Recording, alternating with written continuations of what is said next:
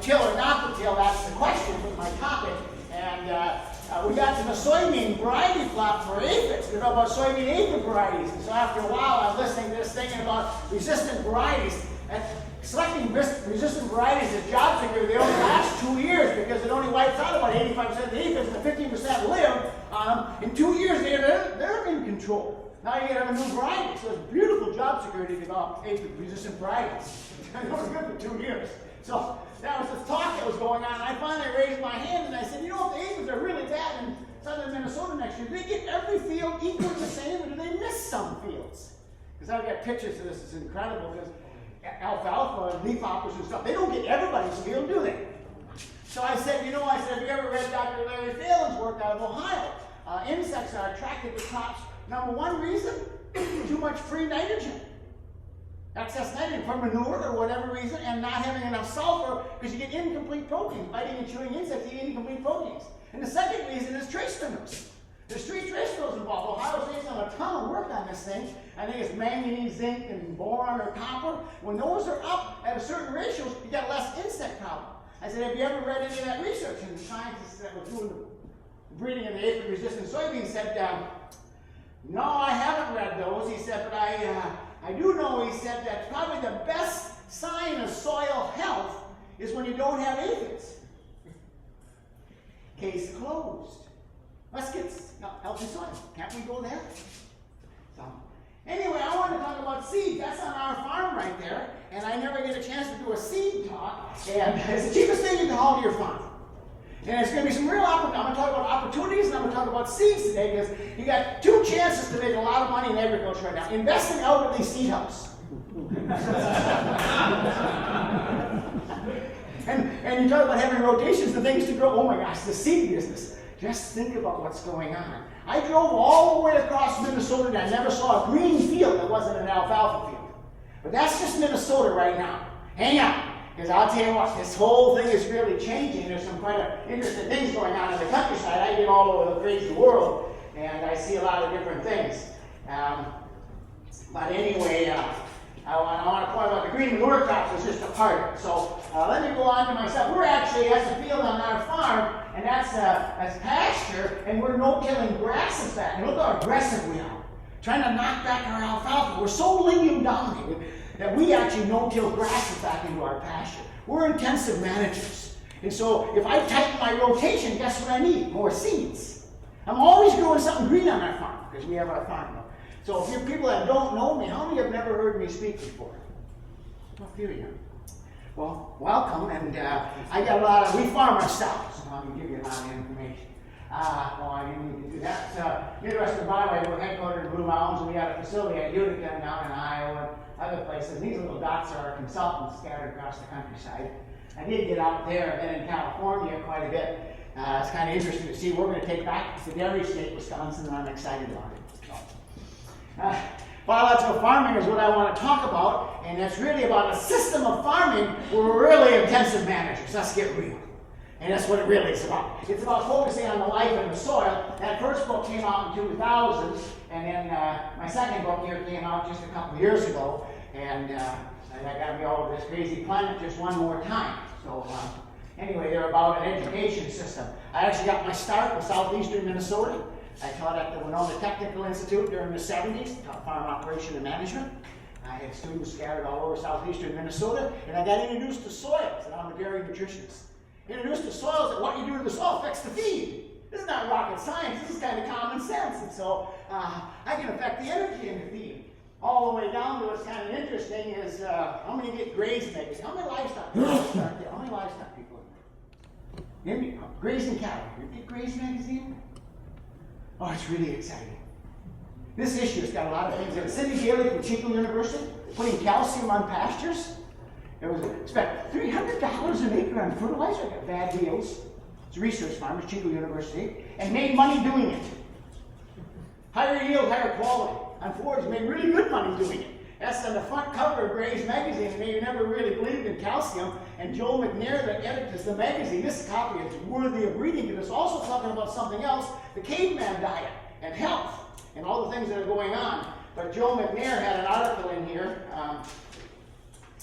And anyway, Joel's article in his magazine is about maybe we can no longer make it as a dairyman by doing cool season grasses, throwing out a little red clover every few years and pouring on nitrogen.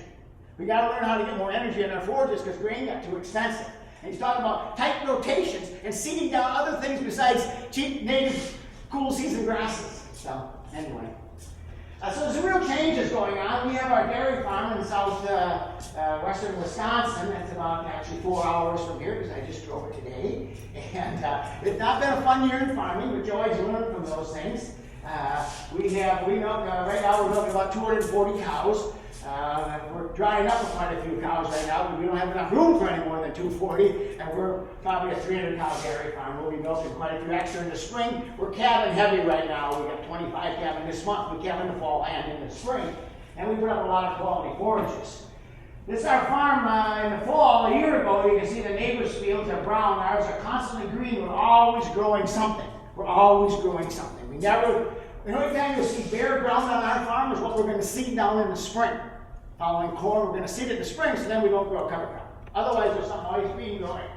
We're planting rye today, and it's a little late, maybe you would say, but we finally got around to it, and we're okay. We took all the corn stalks to get baled because we had those wet weather for 10 days. We couldn't get them done. That's why we're planting rye today. We'll do 100 acres of rye, and then that'll be either corn or beans next year, and then it's about how we're going to manage that. We also added into our rotation is that summer annual talking about the Graze magazine. See, that's sorghum Sudan grass. Higher energy, they don't lignify. Summer annuals aren't like perennials. And then that's underseeded, one of the biggest practices I think I brought to my farm. And we did it this year. I was really excited about it. We underseed that with ryegrass, clover, vetch, 5 different things if you want to talk. Alfalfa. I'll never grow sorghum Sudan grass alone ever again on this farm. Oh my gosh, the underseeding is far better than the sorghum Sudan grass. You get one grazing, maybe they'll stomp it down, it gets away from the sorghum Sudan grass, and then you get this. And I got a pasture, I was telling the guys, it didn't rain, and so it didn't come on till late. I put a sorghum Sudan grass underseed. I thought it was dead. It's red clover, turnips, grazing turnips out there, forage turnips, and then there's some clovers and things. It's absolutely gorgeous today. Does that sorghum Sudan ever sucker out? I'm not a great deal for us. Yeah, that's right, we risk the poisoning. Oh, I haven't had any trouble. So we grew the NutriPlus brown midrib, and then we grew the hybrid sorghum Sudan grasses already. And now in the fall, when it freezes, see, then we're a little concerned about grazing it further. But anyway, that mixed species, that's the plant species we're growing. The other thing we started doing on our farm, we run a real tight rotation. We only stay in pasture 2 years. This is one of our pastures that got away from us because we've now been grazing taller. See, so now you got to manage it. So we got to make feed on these farms anyway. So we're intensive managers of that situation.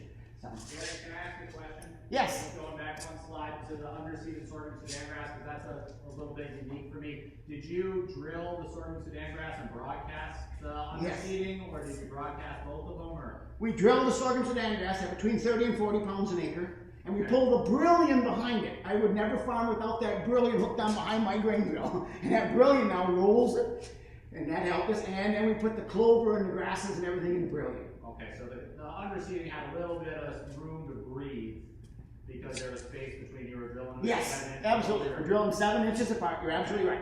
And at 30 to 40 pounds an acre, we've been able to make that work at the last 2 years, and it worked this year in the middle of the drought, which kind of amazed me. Now, I like what we've been seeing, and it gives us, because otherwise the sorghum Sudan grass, first frost and it's all gone, and the second grazing, they got half of it stomped down, and it gets away from us. I like it as a feed, but it's not the easiest to manage. Then the other thing is on our alfalfa. This field right here, this farm is right across the road from us, and we had a major drought this year. There was a brand new seeding. I seeded it this spring, and we used winter wheat as a nurse crop. Anybody ever do that? Plant in the spring, use winter wheat as a nurse crop on alfalfa? Oh, we really kind of like it. Because winter wheat planted in the spring only gets so tall and die. You see, it won't overpower. I had a neighbor stop by and he said, "Man, you're pretty gutsy. You're an organic farmer. You direct seed alfalfa." I said, No, there's winter wheat in there. The alfalfa was so overpowering. We had between 6 and 7 tons dry matter alfalfa on a new seeding this year in southern Wisconsin. You got to recognize we planted in April, but in the middle of June we made first cutting, and it was absolutely gorgeous. It was knee high. Now it's middle of June. And then we had no rain. Nothing came back but the winter wheat. It was supposed to die. And the winter wheat came back and we got a ton and a half drying on our second crop. Now it's brown. It's brown. The 20th of July, we got 2 inches of rain. Third and fourth crop, we got beautiful cuttings on. This is really high fertility ground. Our state average is under 2 tons of alfalfa this year. And we had between 5 and 7 on these direct seeded alfalfa. But the timing was right on it. So that'll only be in hay in 1 more year. We seeded this year, next year's in hay, and then it goes to corn. You put that back in the ground. Our corn yields averaged 116 bushel across our farm this year, which is pretty good seeing our county average is 60. 116 bushel wasn't anything to brag about. We hit a high of 176, and the lows were down in the 50s, of course. That was working that nice alfalfa down with 176 bushel corn on one of our fields this year. And it wasn't Viking corn, but we're going to fix it. Oh, I'm sorry. So that's why there's mixture in plant species and varieties of plants, and we'll talk more about that. Just like there's mineralization and how do we get minerals in our seed. Biological farming is a system of farming. It looks at more than just plants and species. I just had a few pictures of our farm and how we farm. Here's what it looked like in July. Now, I'm not in the desert.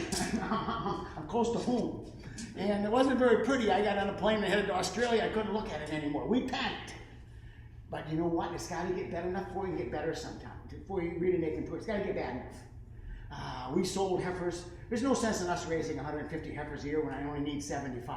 We culled cows that we normally kept around because they were cute. Gone they were.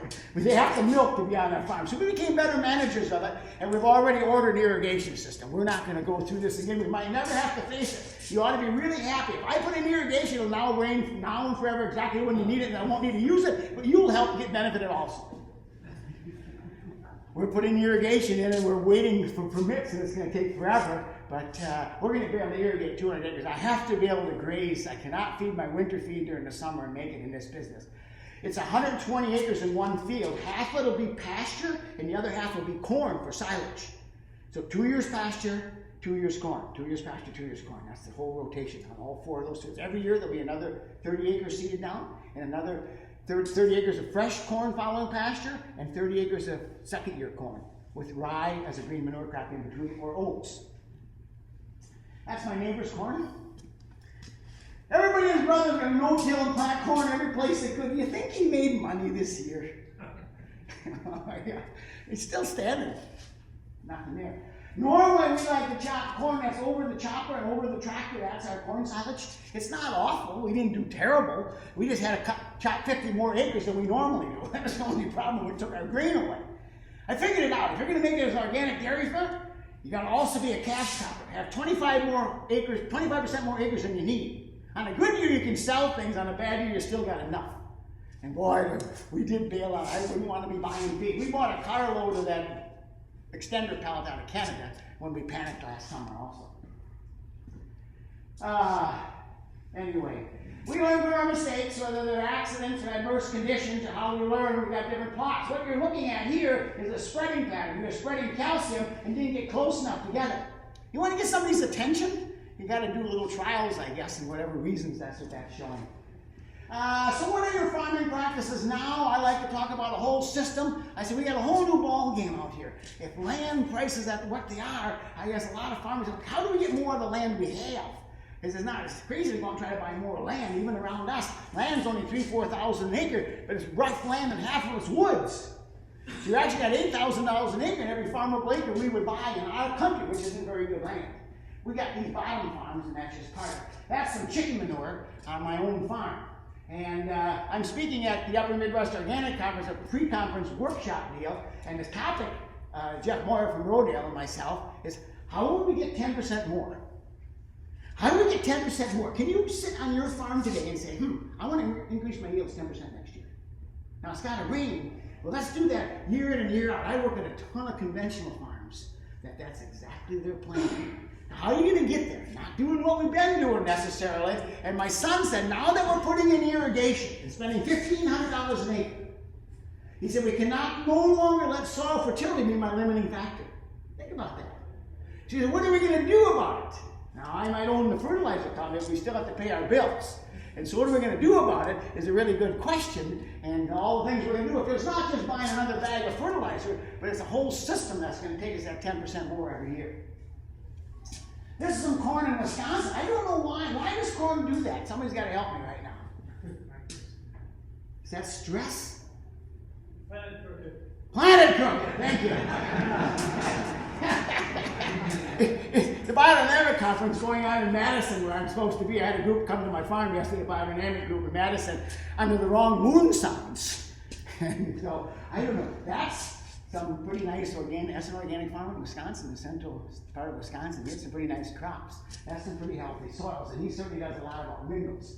So we got minerals to deal with. How about the minerals? Well, how often do we test? And I like taking my soil test, and we're going to put science to this thing, and we should be looking at feed test and plant test. I'm trying to identify limiting factors, and minerals are certainly a big part of this thing. And so, what are you providing? When? Where is it done? Is it a soil correction, or is it a crop fertilizer? See, when we take on land, I went by Organic Valley's headquarters today at Cashton, and they got a they're excavating about 5 acres to put a building on it. That was a research plot for 3 years, maybe 4 years.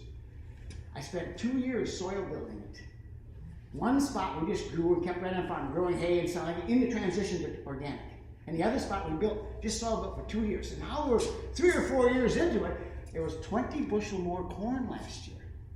We made the investments up front. We fixed that soil, we remineralized it. So 20 bushel more, we should now be able to keep that for now and forever. See my point? Now we did biology, we did plants, we didn't just throw out fertilizers. We did a whole combination of farming systems. So what are you going to do about it? Where you put your minerals in? My soil correction is one way of looking at it. Talk about that. And then that's the other thing we always say, just because I got minerals out there, I got to get them exchangeable. The definition of soil fertility is the maximum levels of nutrients are exchangeable. So that's where your cover crops, your green manure crops, your soil biology comes in. You've got to get those minerals exchangeable. I heard Sarah talking about if you work your green manure crop down in the fall, you might lose your nitrogen. See, I want your minerals in a carbon biological cycle. They can't leach, they can't erode, they can't get away. And we'll talk about that a little bit more.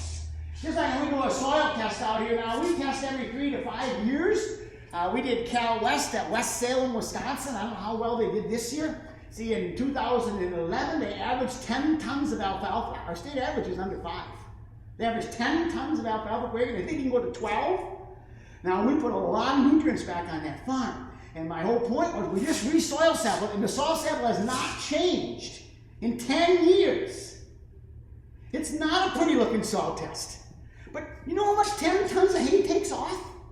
You're going to remove all that forage every year? So the soil test didn't get pretty. We've only been adding enough nutrients, obviously, to keep it as it is, not really to change it dramatically, but we've been getting incredible crops. And 20% of their farm on any given year, that's right along the interstate, you're driving fast across. Cal West is an alfalfa breeding station. We do all the fertilizer there. 20% of their acres every year in soil building. We've got to come up with systems that can actually produce more food. I think that does it. So soil correction, once you take a soil test, your limes, your gypsums, your rock phosphates, manure, we'll be correcting a soil because we're trying to build it to a new level, whether it be physically or biologically, and then a crop fertilizer is above and beyond what we put on every year. I think that concept right there is so missed by a lot of people. You get a soil sample back, and if every number was perfect on a soil test, would that mean you'd quit buying fertilizer? We farm sandy loam soils. They have a certain ability to dish out minerals, so what we add is above and beyond that. So then my crop fertilizer, what would come on there is that balanced fertility every year. I at least need soluble calcium, sulfur, boron at the very minimum, but we always put on a balanced crop fertilizer. So just like this little chart right here, if you're organic, and this is an organic group here mostly, I think, so compost, manures, all the things we can use, there's not a single element us organic guys cannot use. We just got to use different sources. And we always got to look at, we got things that are slower release because we can't use all that soluble fertilizer. But we can put that in manure. We can do things with that because you see, here's really, I think, where it gets down to. Many of the soluble fertilizers can be slowed down. Many of the slow ones can be speeded up by how we manage them. Let's put the minerals in the compost pile. The #1 active changing practice in Western United States from all the way from Idaho to California is they got a lot of conventional manure, and they put the manure out and they add the minerals, add the rock phosphate, add the gypsum, add the sulfur to the manure, and then compost it. Now you got your minerals more in a carbon biological cycle. Now when you use it, how much you do is those things we're trying to figure out. But adding sugars, adding molasses, for soluble fertilizers, carbon from molasses and sugars works to slow them down. Compost, humates, and manures, we put dries into them to get them higher availability. Now, how we deliver that mineral and where, if you just go dumping out there and hope it really works, and we're talking about just like this forced no-till thing, that's how I got to speak at Lamberton here, is because Chesapeake Bay is not getting cleaner. They've been forcing no-till for every farm along that Chesapeake Bay for 20 years, and then it's getting worse. So no-till in itself isn't the answer. Healthy soil is. So what then is about? So minerals, you have to come up with a plan. What's your plan? Are you happy with your plan? Are we sure we're getting enough? Are we getting all we can? Can we afford not to with the cost of everything today is my argument. And what are you doing about biology? So I said, how do you evaluate? To me, everybody said, how many have taken soil microbiology tests? Not too many. How many? I've taken them, I don't know. I think it can look. If it's loose and crumbly and like a chocolate cake, I was talking to Dennis and Chris Lutke when they were walking out here. They worked up some field and they're trying to spread manure and they're sinking in 6-8 inches because the structure is so good. See, following a bag here, right? I soil sampled the other day, unbelievable. Our top 6 inches is just as nice as soil as I've ever seen on our farm. So that's why next year should be a good year if we get timely rain, but we're still going to have no subsoil moisture. So evaluating it, 25 worms in a cubic foot, loose and crumbly, water soaks in, you don't have water standing up. All those are biological evaluations of soils. You can see how the earthworms are a good sign, that soil structure, that chocolate cake kind of a thing. How are you going to get healthy soils is this diversity thing, and that's why there's more plant species we grow. You got to recognize something about soil biology. It isn't, I'm not one that goes for nitrogen credits, by the way. I look at it just a little differently. But the plants determine the soil life. The more diversity of plants, the more diversity of soil life. And that's how you stop disease and insects. And that's how, just like buckwheat, will bring up minerals other plants won't. And that's why those cocktail green manure crop mixes they got up here. And those were cover crops coming in. Us dairy guys used to be corn, beans, and alfalfa. Now, let's say it's corn, beans, but it's alfalfas, grasses, clovers, turnips, radishes, whatever you want to add to that stuff. We got a huge cocktail mix of that grasses. Joel McNair said that in here. He said, as much as you perennial grazers swear at alfalfa and fescue, maybe you ought to plant some. And maybe orchard grass isn't the right thing for your farm. Instead of going the easy route, what does it take to make this work? So sources and amounts of materials and what they do, and I want all those are feed for our soil life. We're going to have them there, we better feed them. See, I'm not the kind of guy that wants to spray on more bugs. I'm not the kind of guy that is saying that, you see, I want to, just like the compost teas, I don't know, let's put compost out there.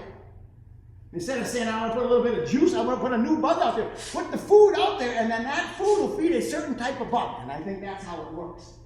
And then we got to make sure we got drainage. We got to make sure we got air. That's why just no-till in itself didn't always work, because we got to control air and water. We got to make sure that it doesn't stay waterlogged, because everything in it drowns. That's why we didn't have any of that this year in our farm. And here is this, the constant argument I get is in this chart. It's in my new book, but it's this. Green carbon, brown carbon, and black carbon.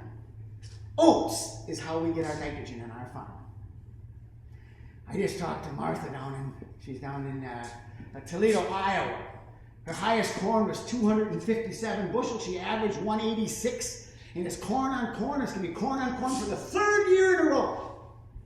Coming next year. Not on my advice, because the price of corn is so high. She averaged 186 bushel corn. She had some at 250 this year. And it's corn following corn on an organic farm with no manure. Now, we did have pelleted chicken manure that was put on when the corn was knee-high and cultivated in, and she put a very good dose on it. But in the springtime, we plant oats. And when that oats gets 6-8 inches tall, you work it back in the ground, and that's how we get our nitrogen. It's not about nitrogen credits. It's about what that feeds. That young succulent plant is like grazing it in cattle. It's highly digestible, and it feeds soil bacteria. And bacteria is where you get your nitrogen from.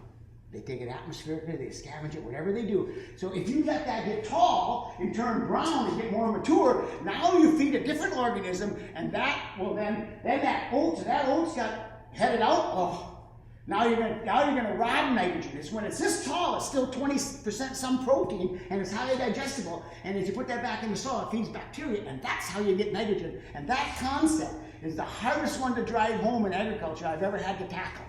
And I've tackled some weird ones. This is on one of our farms. We're working down oats planted in the spring. We've only got enough rye, because I should have taken some home today. I should have brought the truck, huh?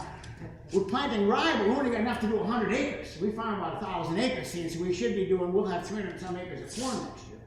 So the rest of it, which is not following alfalfa or a legume, is going to follow oats. We'll plant oats first thing in the spring, let it get 8 inches of foot down. My other thing is, we like to put our dairy manure on and plant oats. Just think about this. Now the oats, which has killed more cows than you feed wherever fed it, because it sucks up nutrients better than anything else you could grow. It's just full of all those nutrients from that manure. They can't leach, they can't go, they can't get away. Now you work it back in the soil, and you just made a tiny release fertilizer, and it feeds soil bacteria, which is going to how we get our nitrogen. Question? What timeline is that? What time do you plant almost like in March? Yeah, well, last year was really early, but normally into March, even to the 1st of April, we chose, and I guess I got to argue with that, I'm in a seed house. We chose to go to shorter day corn. This year, most people in our part of the world, that's why our county average is 60 bushel corn, and we've doubled that essentially on our organic farm. But the guys that planted in April got hit really bad this year because of pollination, and when the rain came, we plant about the 15th of May is the first we plant corn, and we generally like to get done we'll be done in 5-6 days if the weather allows it. And then our beans we don't plant to the end of May. And I'll show you on Sunday. So we got plenty of time then. Don't let that get over a foot tall, and then we rotivate it back into the ground, or you can even kill oats with a disc. It doesn't take a rotavator to kill oats planted in the spring. See, then when we take things like this, we make about 2,000 yards of that compost. That goes on our hay fields, because those nutrients are now stabilized. Because we went through a composting cycle. Now those minerals are trapped here, and they can't ruin my hay quality. And that's why we put compost on our hay. That's the Taliesin farm that we farm.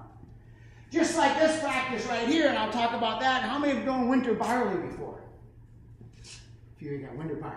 Have you had success with it? 65 bushels an acre. Yep. Yeah, we're between 50 and 70 bushel an acre.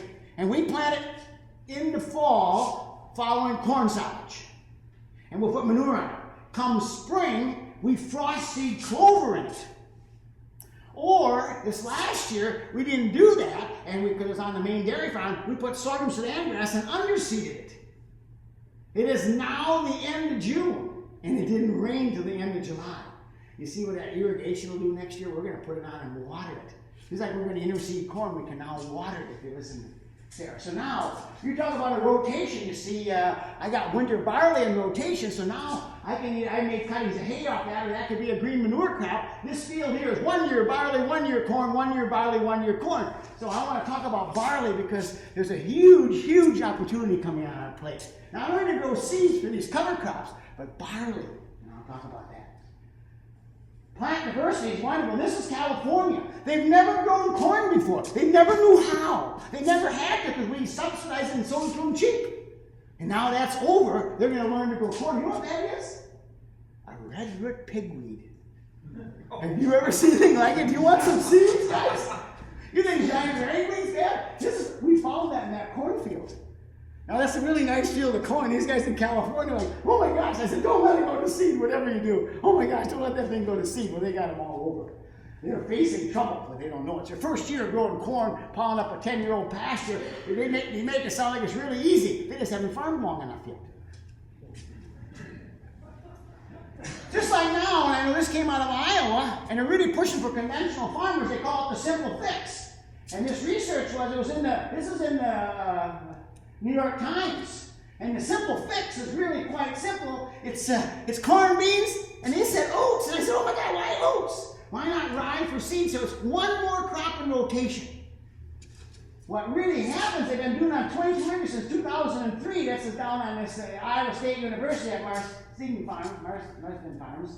Anyway, they put oats in the third spot. and their longer rotations produce better yields of both corn and soybeans, reduce the need for nitrogen fertilizer and herbicides by up to 88%, and reduce the amount of toxins in the groundwater 200-fold, and they made the same amount of money. Wow, who's going to do this? Nobody. But you see, they will if someone says the price of chemicals aren't high enough, the price of fertilizer aren't high enough, and in California, you're now going to pay for contamination going off your farm into the river. So they're going to monitor you. So if that takes place in Iowa, I got a feeling they're going to change. Let's have a system in place that works. Just think if we could do this, what crop would we grow in place? I could change agriculture tomorrow. Subsidize winter wheat. I just got back from Africa. They're hungry. They eat wheat. So why don't we subsidize wheat, not corn and beans, and you'll completely change agriculture. Get them one more crop, harvest it in July, put your manure on it, grow your green manure crops, give yourself your rotation, and the following year back in corn, oh my gosh, could we change agriculture and the environment? And you make just as much money. This is done by some pretty high potent professors, that's all that's saying. They're U.S. Department of Agriculture people. So it's all about biology. This is that clover that following spring, following my winter barley. When that clover got that tall, we rotated it down. I measured what was in it, over 200 units of N. And besides this bacteria food, so I think we went into the season carrying more N than that. We measured roots and all, what we produced following our winter barley. So this here is where we're going to plant soybeans. You see, now the rye, we let it head up. Remember I told you to plant my rye the end of May? Because we want the green manure crop to get more mature. It head out because I want to turn it into brown target, because I want to suck up the soluble nutrients, and I want the rye to break down slowly because the soybeans will get more nodules. I think Sarah alluded to that in her topic. So I want to kind of tie the nitrogen up, and I want to make things go slower. You would never do that if you're going to plant corn. What's it going to live on? You better keep it in the bacterial stage. Here's where we're going to plant corn. That's the rye, alfalfa, clovers, and see, we take that down when it's under a foot tall. Quite a different situation. That's what, again, this is out in Alamosa, Colorado, and these are huge conventional farms. That guy farms 5,000 acres, and 1 year potatoes, 1 year soil building, 1 year potatoes, 1 year soil building. That cocktail green manure crop mixed in there, no herbicides, no insecticides, no nitrogen, no pesticides, no nothing, and they're not organic. And their yields have gone up. But see, this is mustard that fumigate the soils. Yes? Does no herbicide allows for the potatoes or just the cover crop? For the potatoes, following this. Now, this farm right here is going to add 20% of their farm is going to be in soil building. Brendan Rocky, who started, he speaks all over. He got the Conservation Award for the state of Colorado this year. And he's the first guy to get it in 10 years that's not no-till, because he works these things into the ground. But no nitrogen, no chemicals, no herbicides. He's now built a potato planter to plant peas at the same time he plants potatoes.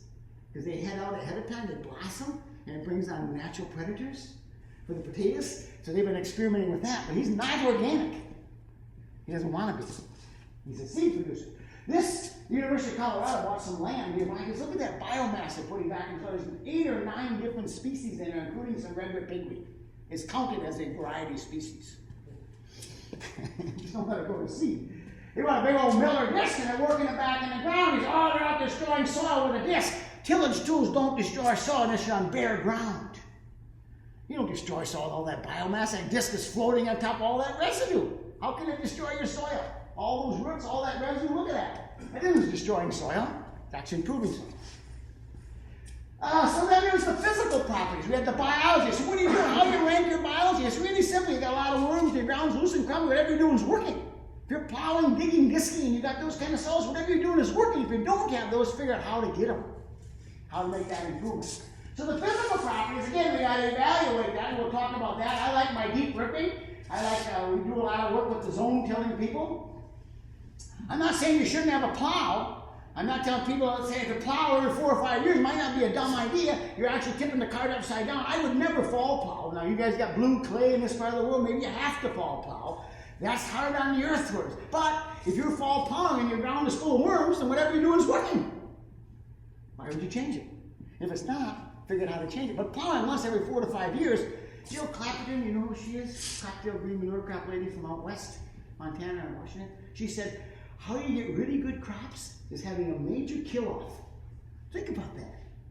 Kill your earthworms, kill your soil, tear it all up. Then they die, they give up all their nutrients. On a short-term basis, that's how you get bumper crops. I think there's some truth to that thing. And then you gotta really deal with air, water, residues, roots, earthworms, so you can really get an idea what that like. And that was my thing. We have a plow now. We used it 1 year and it's sitting in the weeds. I'm glad they sell it really cheap. We don't know how to plow. We don't know how. We're not good at it. We're a bunch of guys that don't know how. This is the University of Illinois. If the soils are like that, do something about them. And just like this here, we're real believers in our rotavator. We shallow incorporate. I always like to point out, see the mud on the wheel? Right through water. At my field days a few years ago, you guys, so many people over there, were right through standing water with our rotavator. But in a green manure crop this tall, when those blades hit that residue, they don't kill it. See, and so they don't destroy the soil because they're hitting residues. They're not smearing soil. You can't smear soil with all that residue. What you do in tillage with residues and what without are not the same. Like we run our deep rippers, because I don't want to tear up middle zone. They're 30 inches apart. What's in between those zones we don't tear up. See, we might run this is a Howard, and we might run that through, and then we're going to probe. We're going to evaluate soil structures. I got to make sure I got drainage, and I want to loosen it up so your ground doesn't have that now. You can't. And your waterlogging is the best sign, and having shallow roots, you got to dig and look, and you can figure out where to go next with that thing. And I know everybody's talking about tillage radishes. And tiller radish, I know Steve Groff really well, and I've done a fair bit of work with him over the years. He's the one that trademarked that name, tillage radish or tiller radish, and it's really a daikon radish. But it doesn't grow in hard packed ground any more than anything else does. These went all the way in. I got some this year because the ground was so dry, and there's only this much moisture on top. They're only half in the ground, they're only this deep, and the other half's up here. Because they can't push into concrete. And so, this case here, the only thing they can do is they love growing in mud. So look at the snow on the ground. They aren't even dead yet. Boy, they accumulate nutrients, and if you went and planted right down that row next year, you planted the most fertile spot on your farm. A half-inch circle around a decaying roots where all the fertility lies. Because the plant puts juices into the soil, the exudates, to feed the soil life. See, we farm this with a lot of residues on top, and then we plant in furrows. This is Jackson, Minnesota. That's a conventional farm. You can see that's incredible soil. A year ago, we averaged 240 bushel corn across this farm on 4,000 acres. I don't know what it was this year. See, you got to get those roots down in the ground. So whatever that takes, and now once those channels are in the earthworm channels, and now you got a breathing, decaying, and the next root can follow this root. I think that's why the shallow tillage up here and running my deep rippers to make sure it rains, make sure the water goes in, and make sure that I can fracture lifting that soil. Because once I get this in place, that's what the zone people are telling us, leave it alone. Don't tear it back up. So if you choose to plow it again, you chose to start all over again. And maybe that's necessary sometime. See, we run our big rippers, this is our pasture, and then we run the rotavator behind it. Or in front. See, we're doing the deep ripping because cows do more compaction than tractors. Our most compacted land is where we graze, not where we farm. Those dumb cows. Move them every 12 hours and it rains 3 inches at night. And, not last year, it was good last year. So a couple more things here. I want to talk about seeds. So I'm talking about some of the practices. You know what this building is? A fodder factory. You know what I'm talking about? It's the fastest growing thing you're going to hear out here. It's like every other technology. When I first got involved in this thing 30 years ago, everybody was into radionics and towers of powers and energy. And then we went through compost teas. And then we went through carbon for a while. And then we went through soluble fertilizers for a while and foliars. And see, if the technology is going to last, it's too new. And this came out of Australia. It's taking and sprouting barley. That building cost $150,000. It's in Lancaster County, Pennsylvania. Pennsylvania is in trouble because they don't have grain for their cattle. These things I talked to one of my consultants, he's a Mennonite guy in northern Pennsylvania. They're building buildings and putting them on your farm to take barley and sprout it to make fodder factories. This building here, everything's going to hang from the ceiling. 2 tons of fodder a day they can produce. They said it's what saved Australia during the droughts. Now, what's the cheapest thing to haul to your farm? You want to bring a semi-load of grain, corn from the Midwest to Pennsylvania, or you want to haul a semi-load of seed and sprout it and get 7 times more than you started with? You see why they're doing it? Better digestibility, more energy, and then we're looking at foliars and sprays and things to go on it. See, it's this fire. The trees end up with mold and slime. It's not easy, but you see, Roman out here milks 200 cows, Roman Stoltzfus, Lancaster County, Pennsylvania. He's got that building on his farm. And he also raised 7,000 turkeys. And they're going to raise 2 tons a day. He needs a semi-load of barley 4 times a year. It's going to be seed barley, high test weight, which means more minerals and better things, but they need 4 semi-loads alone for one farm. Barley seed, that's what they want to grow, that's what they want to sprout. So I'm saying, my winter barley.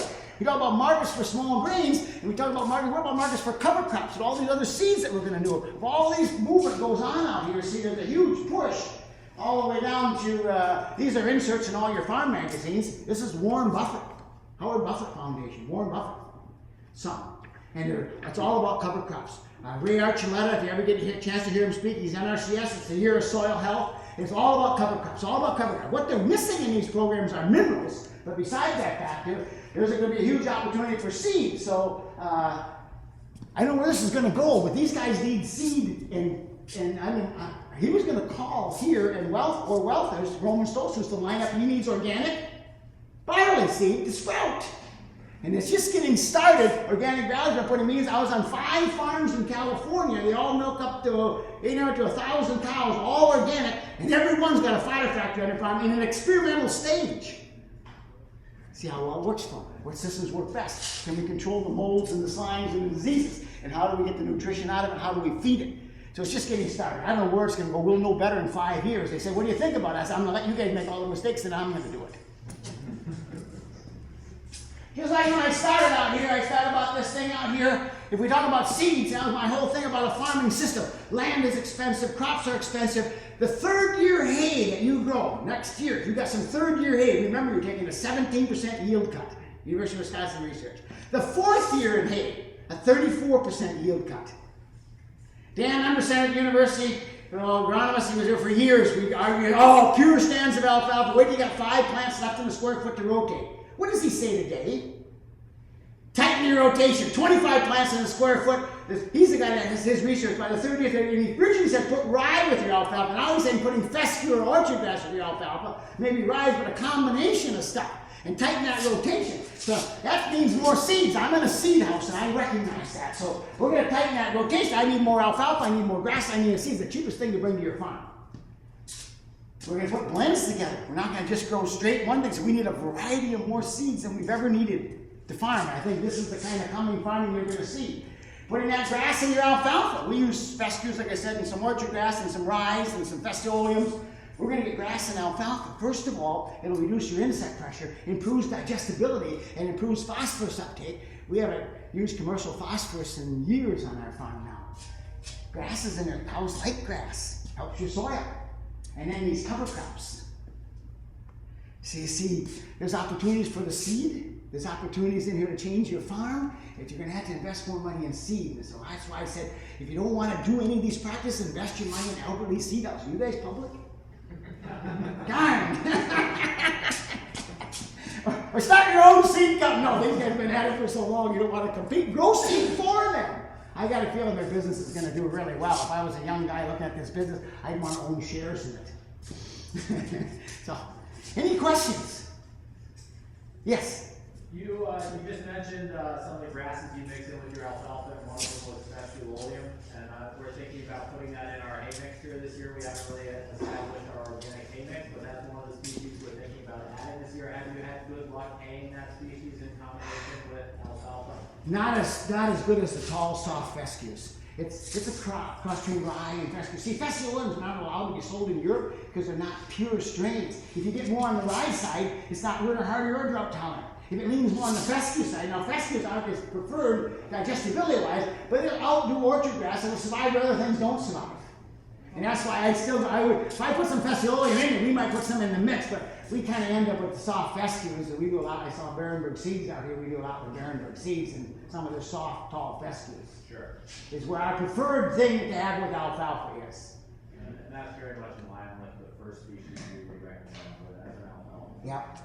That would be the one. Now we throw a little orchard grass in there. Well, I like my variety of stuff. Some years some things do better than others. And everybody said the soft fescues, they're supposed to be novice endophytes, and you're not supposed to have a problem with that, but that's not, I would rather do the soft fescues. I think the guy that puts the soft fescues are going to be happy. Our University of Wisconsin, after trying everything else, finally came to soft fescues. Yep. Any other questions? So now, Yes. Do you think this fescue starts as fast as like fesculatum? That's a good point. The question is, does it start as fast? It probably does not, but it seems to make our winters and our droughts better. So that's probably why my ryegrasses will start the fastest. You see, they'll put their stuff into growth and not into reserve. Can you get that dry for hay? No. That's why we make baleage. Fescues are going to dry easier than rye. Rye is the hardest to dry, and orchard grass would be in it, but they're more, but they don't have the, see, you always got trade-offs. They don't have the digestibility. I wouldn't want to be caught, I guess, having to put up dry feed. You know, even though it doesn't rain, I like my baleage. Yes. How long do you wait after disking the roots down into the fall of corn? How long do you wait after it's dished down? Yep. So the question is that oats, and here's the whole secret. I showed you my planter, and I know I had to rush through, I only had an hour here today, and I'm planting in furrows. If you worked an oat or a green manure crop or rye down, when you're talking about having a suppression on your next crop, it's because you planted in it. Rye has got such an aggressive root system, you don't get soil seed contact. If I was going to work that oats or rye or something down, normally they say wait a week, and I don't think that's a bad idea. I don't have a week. Row cleaners. Move it out of the way. Don't plant in it. Plant below it. Plant through it. So if I move it out of the way and plant in fresh, clean soil, we plant in furrows. See, then I can disc the oats down the same day I plant, as long as I don't plant in it. So how long would you wait if you don't have that opportunity? Then I gotta wait my week. Then I want to wait my week. Get a chance to rot down. It digests fairly fast. It's just that while it's fermenting and digesting, it's cooking and heating, I don't want to stick my seed next to it.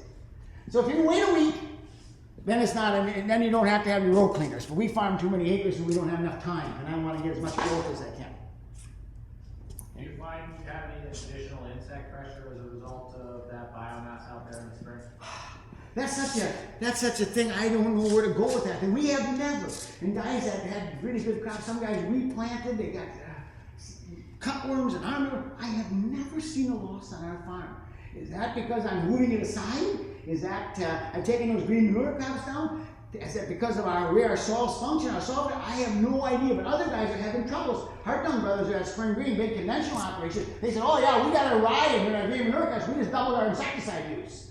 And they said, what are you doing? And I said, nothing, I've never seen a problem yet. But I have seen people with seed magnet issues also. I don't know what's causing that. I think essential oils or things we put with the seed might help us. I've never seen the problem on my farm, and I don't know why. You said you put some stuff down with your seed? No, we don't, but I'm saying a guy could. Just like those seed maggots, there's some essential oils right now that I think are beneficial to go after that if that's a problem.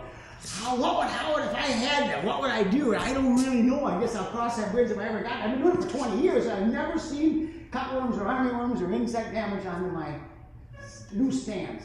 I see geese damage, I see turkey damage, but I never see insect damage. Maybe that's why they eat them. There's a question over here. Yes. For your starting alfalfa, you usually use winter wheat then, or? We would use two things, and this year was kind of a blessing. Winter wheat. See, we all seed down. You got to realize by tight rotation, and this way you guys hang on to your hats over here. You're selling seed. We seeded down over 200 acres last year. Well, then you reseed some of the seed too. What's that? Then you reseeded your pasture when it didn't grow. Yeah, and then we do our pastures, and we read that and seed some in August. So what I'm saying is that I can't use 200 acres of triticale peas because that's my preferred system. Triticale peas goes to our heifers and our dry cows, and we plant, but I can't use. We get a lot of tonnage off that stuff. And alfalfa loves growing in where you had peas. So we got forage peas and triticale, and we do about 100 pounds an acre. We used to buy you guys different blends. I think it's 60% triticale and 40% peas. Is that right? 50-50. 50-50? We back down to 20-80. The peas take over on our farm. We're a legume-dominated farm. If you look at my pastures, I'm down to 2 pounds of clover. We're dropping our alfalfa. If you fertilize for legumes, you get legumes. If you fertilize for grass, you get grass. And so we were getting so dominated by peas, it would lodge my triticale down, and then we had the only time we ever had any killing. So we back down, we mix our own now, 20 pounds of peas and 80 pounds of triticale, or 60. We backed our seeding rate down a little bit. So that's my preferred feed, and that's the #1 feed for cattle. If you made bales and put a big round bale of triticale and peas made properly, and you took a bale of ryegrass and a bale of alfalfa and turned your cattle in, they're going to eat those triticale and peas first. It's our favorite food. But I don't need 200 acres of it. So then we get more tonnage on alfalfa doing the winter wheat. So we do about 30 pounds of winter wheat as a seeding, and then we underseed that with our clovers, our alfalfas and our grasses. Underseed, we pull the drilling behind the grain drill on all of that stuff. In the fall. In the spring, when we seed. So you're just cutting the winter, you're seeding the winter wheat In the spring. In the spring and then cutting it as a forage. And cutting it as a forage. And generally, except this year it came back. But generally it did not come back. And this year, the alfalfa looked like it was a pure stand of alfalfa. We had a mild spring, and the triticale, or the winter wheat, did not get ahead of my alfalfa this year. You didn't even look like it had any in there. It looked like a pure stand of alfalfa. And then when we cut it, it got to be a cold day. Whatever happened, the winter wheat was all messed up. It came back. But then the next cutting, I got a lot of winter wheat. We need the forage this year. We weren't complaining, but normally it won't come back after that first cutting. It's very little. Do you use a winter grain over a spring grain because it's less competitive? Or? Yeah, and that doesn't come back. It dies off. I have even in the old days, some of you talk about growing the rye and rolling it down and crimping and rolling it. I've had more failures than successes. We go along with planting rye in the spring. Because into where you grow soybeans. Because see, if you get them drilled out here and you get it really thick, you spin it on a pretty heavy population, that rye gets really thick, you don't have any wheat competition, and it'll die in June. And your beans should be able to come through it. See, What happens when you get into a dry spell like the last year? Aren't you having a competition with moisture? And that's the reason why I don't like rye to roll it and crimp it. That's why I said it works under all conditions but too dry or too wet. If it's too wet, you can't get into the plant. And if it's too dry, it sucks up all your moisture. And that's why we take our oats and our green manure crops down much earlier. And we don't let them, I've never seen competition on that system. If you're going to let them get mature and head out and then roll and crimp it, you're taking a huge risk on moisture. Absolutely. That's why I don't do it. Now, any more questions? It's a fun, challenging time. None of you have ever been paid $15 a bushel for corn. Don't you feel sorry for the guy you're selling it to? Do they feel sorry for you? No. A couple of years ago, we bought organic corn for $5 a bushel. Now we are even buying it. We're going to feed what we have. It's called ration the cows. I got another one, I guess. You mentioned when you were talking about oats preceding corn. Do you ever do any other small grain preceding corn? Did you say you had some rye acres preceding corn? Our rye, because we can't get it all done, we're planting rye today, and then that in the spring gets so tall. We generally prefer that for soybeans, because we let it get taller. But we will have some of that go to corn, but it is more competitive against the corn. You take rye and you plant this fall, and leave half of the field empty. Next spring, as early as you can, you drill in oats. And watch your corn. Your corn will do better following that oats than it will that rye. I've been doing this a long time. And I like that oats. It's a nutrient suck, especially if you got manure up there. And now that it breaks down real fast, it doesn't have that, it isn't near as, the allopathic effects isn't near as competitive against my seeding and soil seed content with that big massive root. So rye in front of corn, I don't get excited about. But in front of beans, you like it better. Oats, I had more success planting oats in the spring. But you know what that does? Another trip across the field for us. And I might be pressed for weather and time to get it done. That's why we have to do more than one thing on our farm. How much oats are you putting on in a drill? Using a drill, we have both spread, we have put it on, and then some of these guys in the back have done, we're at 3 bushel of oats. Drilled in. I have gone 4s and 5s already. I actually think it's not a bad idea if you want to do it as a competitive crop, is to drill it both ways, but we don't ever get that part done. The 3 does fine for us. Yes? Okay, when you plant your wheat for the alfalfa, is that 30 pounds you said? 30 pounds. We were at 40, a lot of our guys were, and then sometimes that winter wheat gets a little too competitive, we back down to 30. It depends upon the soil fertility and how well it stands in, but the 30 is not competitive at all. And that first cutting, there might be a few weeds in it. We never use it for our dairy.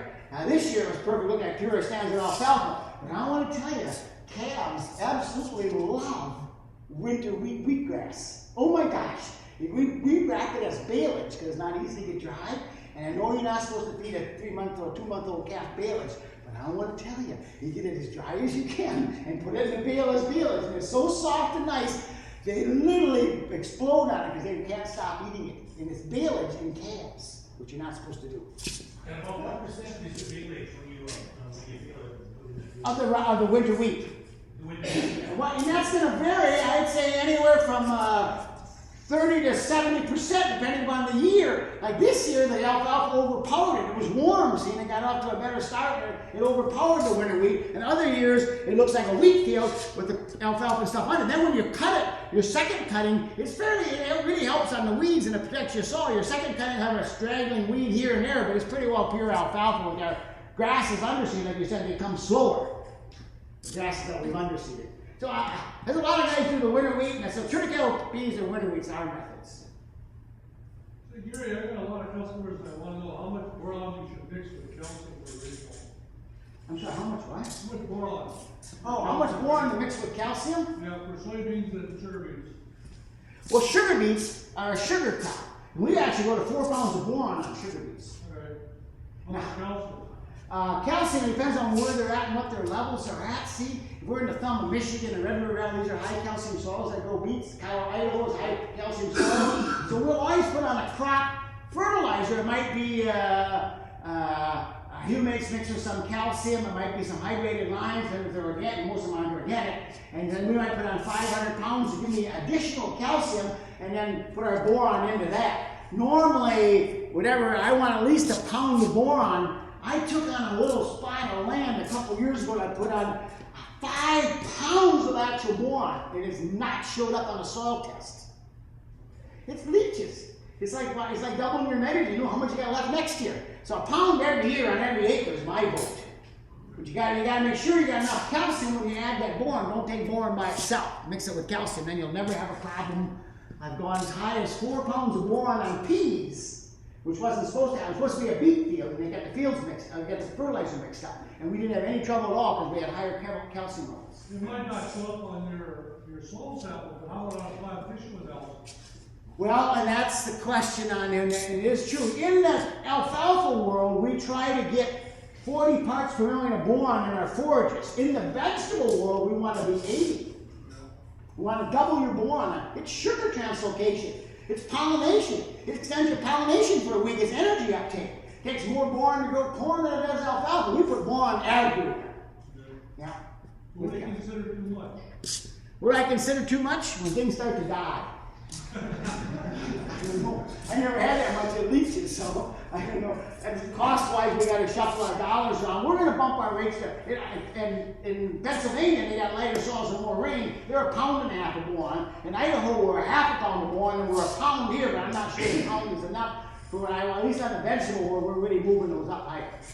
Okay, because we had some guys in the valley that put on, they required 30 parts per million in sugar beets, and they're putting on a pound an acre, and they spike it up to 130, and about 10 days later, in plant tissue analysis, would go back up about 30.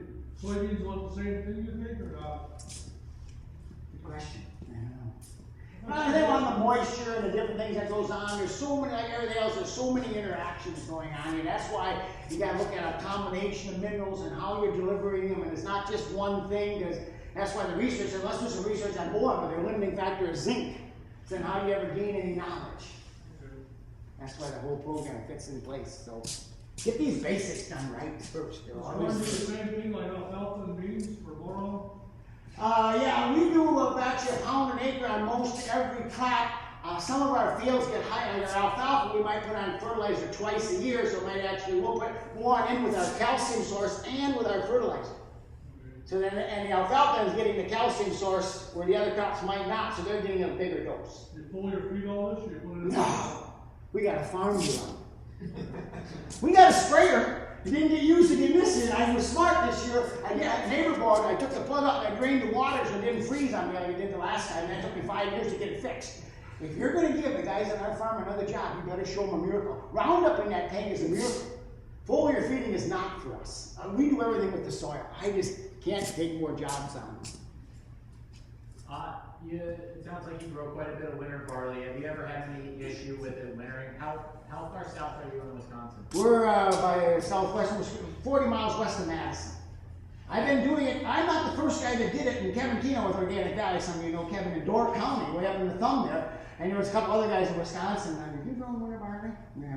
And anyway, I watched them. First you can't do it. Now they got a new variety that came out a year ago that's more winter hardy. And I gotta admit, you guys are in the seed business, but I have a seed cleaner where I save my own seeds. So I figured I'm selecting the ones that survive on my farm.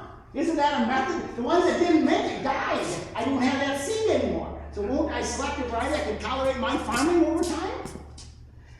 And so then when we do that winter barley, I've done it now for 4 years. And this fall, because it was kind of nice and we got the rains, it's bigger than I've ever seen it going into winter. And for me, it's on the hillsides and the rougher land. We live in the hills in southwestern Wisconsin. I'm not going to plant corn on that hillside. And I want to have forages there because we're a dairy farm. So then after 2 or 3 years, the forages start to peter down. I'm going to take third crop off in August, work it up, put my soil correctives, put some manure on it, and then in September I'm going to plant my winter barley. I'm going to harvest barley in the spring. I get the barley at 70 bushel barley, and they're talking $10 to $12 a bushel for barley for the sprouting thing, I think, is our market. We feed it to our dairy cows. We have 4,000 bushels. We do about 70 acres of that stuff, and that's what we got this year. And then we got that harvested in June. Then we put our manure on, and in August we seed it right back to alfalfa again. So I've got a year, I got a rotation without ever having to plant corn on my hillsides. And it's easy. Barley is so easy. Winter barley, oh my God. So you feel like now you've done a little bit of selection on your farm for hardiness, you haven't seen any winter issues? I haven't, but whether that's the reason or not, I don't know. There's a new variety that came out a year or so. Okay. And that was supposed to be more winter hardy. And of course the weather's so messed up. The first year we combined on the last day of June. This last year was the middle of June we were harvesting it. That 4,000 bushel of barley on this drought year was a lifesaver for us. It came off before the drought came on. I really like it. Now whether it works for everybody and all the time things, I mean, just even if I now had 4 successes, so now I just like cover crops. If you get a failure your first year, you generally quit.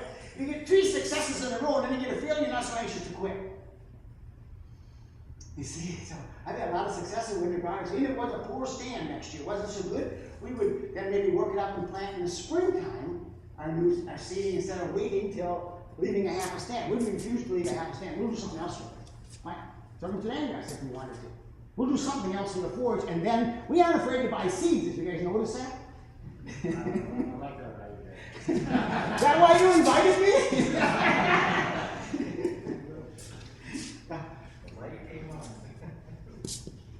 Hey, the way it works. Okay. Well, thank you. Thanks for coming and all the attention.